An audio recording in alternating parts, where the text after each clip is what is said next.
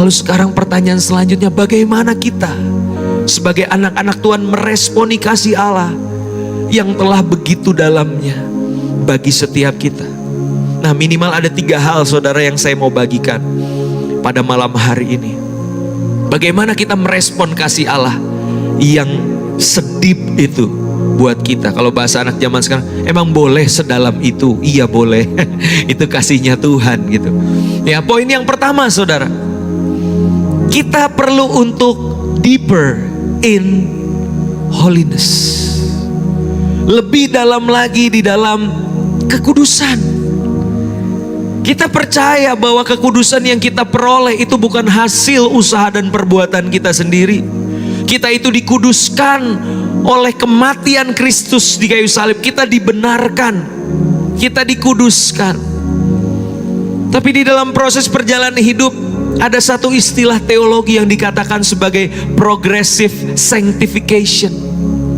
Proses pengudusan yang terus berprogres saudara. Karena mungkin secara status kita memang anak-anak Allah yang telah dibenarkan, namun gaya hidup kita, realitanya kita masih perlu banyak belajar untuk memiliki kehidupan yang seperti Kristus, dewasa di dalam iman. Nah, maka dari itu saudara, kita perlu lebih dalam lagi mengenal Allah yang Maha Kudus. Dikatakan apa dalam 1 Petrus pasalnya yang pertama ayat 14 sampai 16. Kita baca bersama 2-3. Hiduplah sebagai anak-anak yang taat dan jangan turuti hawa nafsu yang menguasai kamu pada waktu kebodohanmu. Tetapi apa saudara? Hendaklah kamu menjadi kudus di dalam seluruh hidupmu, sama seperti Dia yang kudus yang telah memanggil kamu. Sebab ada tertulis apa? Kuduslah kamu sebab aku kudus. Kuduslah kamu sebab aku kudus. Saudara, kalau kita sayang sama Tuhan, kita sadar Tuhan itu sukanya kekudusan. Maka kalau emang benar kita sayang sama Tuhan, kita sekalipun sulit mau belajar hidup kudus. Misalnya saudara, ada cowok di sini yang lagi PDKT, deketin satu cewek. Dia ngobrol, mulai tanya-tanya, kamu sukanya apa? Yang kamu gak suka apa?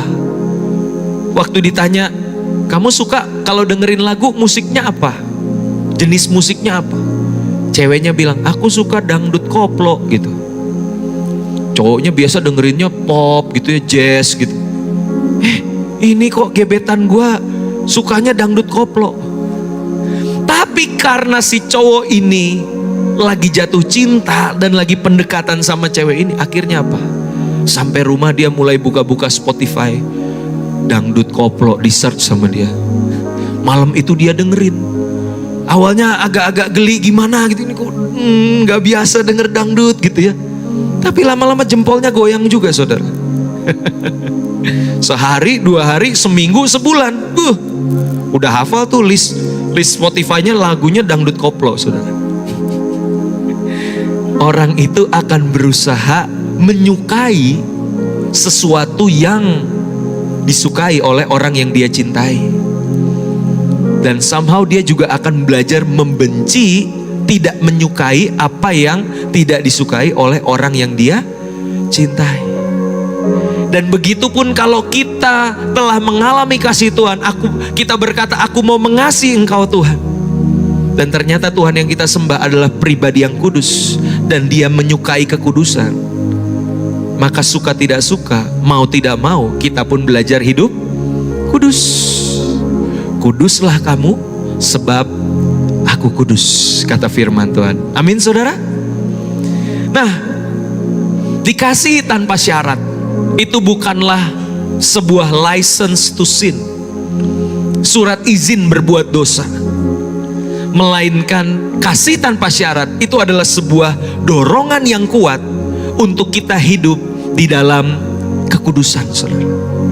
Ya, jadi jangan berkata, oh kasih Tuhan itu kan begitu dalam, Tuhan gak bisa membenci saya, Tuhan kan mengasihi saya.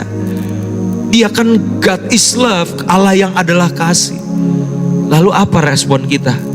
Kita berpikir ya udah kalau gitu tinggal buat dosa aja sesuka hati. Sabtu Minggu Senin tambah hari ini tobat, Selasa sampai Jumat kumat. Jadi tomat, saudara. Tobat, kumat. Ya udah, tinggal minta ampun, kan Tuhan Maha Pengasih. Tuhan adalah kasih. No, saudara.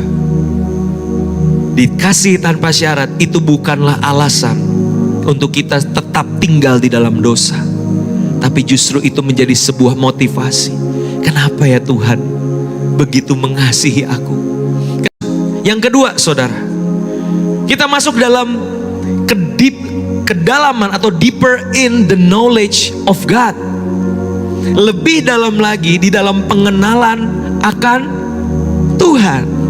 Ya, pengenalan akan Tuhan tidak ada habisnya, saudara. Semakin kita belajar, semakin kita tahu, terlalu besar, terlalu dalam pengenalan akan Tuhan itu. Dan dari mana kita bisa mengenal Tuhan? Tentunya firman Tuhan, Alkitab yang kita baca. Nah, tapi sekarang yang jadi pertanyaan, waktu saudara buka Alkitab, tujuannya buat apa, saudara? Ada orang yang buka Alkitab, tujuannya hanya untuk ini, saudara dengar, validasi perasaan. Biasanya anak-anak muda nih, Bro Chris, ya, waktu dia lagi galau, dia lagi sedih, dia cari Tuhan. Biarlah Tuhan menghibur hatiku. Siapin Alkitab. Dalam nama Tuhan Yesus, Tuhan ngomongnya sama saya bukanya random nih Tuhan. 1, 2, 3, jebret. Tuhan dekat dengan orang yang hancur hati, yang patah hati. Dia tidak memandang hina yang remuk. Nih ayat buat saya nih. Tuh kan Tuhan bela saya kan. Waduh, perasaannya baik kembali. Waktu keadaan baik-baik saja buka Alkitab lagi gak? Enggak, saudara, lupa dia. Tunggu galau lagi. Tunggu perasaannya sedang tidak baik-baik saja, dia pakai cara yang itu lagi. Tuhan, aku mau dengar suaramu. Aku buka yang random Tuhan ya. 1, 2, 3, set. Bertobatlah, kerajaan Allah sudah dekat. Waduh, ini bukan buat saya ayatnya, ini buat orang lain nih. Saudara, itu namanya cocok logi ya. Kita comot-comot ayat yang pengen kita denger aja. Ya kalau modelnya gini tentu iman kita gak bertumbuh, saudara. Kita gak akan mengalami kedalaman di dalam pengenalan akan Tuhan. Maka dari itu dengar baik, saudara. Baca Alkitab bukan buat validasi perasaan. Sekalipun saya percaya Tuhan bisa menghibur hati yang sedang sedih, tapi bukan hanya itu. Ketika kita membaca firman Tuhan, kita rindu untuk apa, saudara? Mengenal pribadi Yesus, mengenal pikiran dan perasaannya Kristus, apa yang menjadi kehendaknya di dalam hidup kita. Waktu kita buka Alkitab ini, aku rindu Tuhan menemukan apa sih nilai-nilai kerajaan Allah yang Engkau ajarkan. Aku mau berjuang menghidupinya, Tuhan.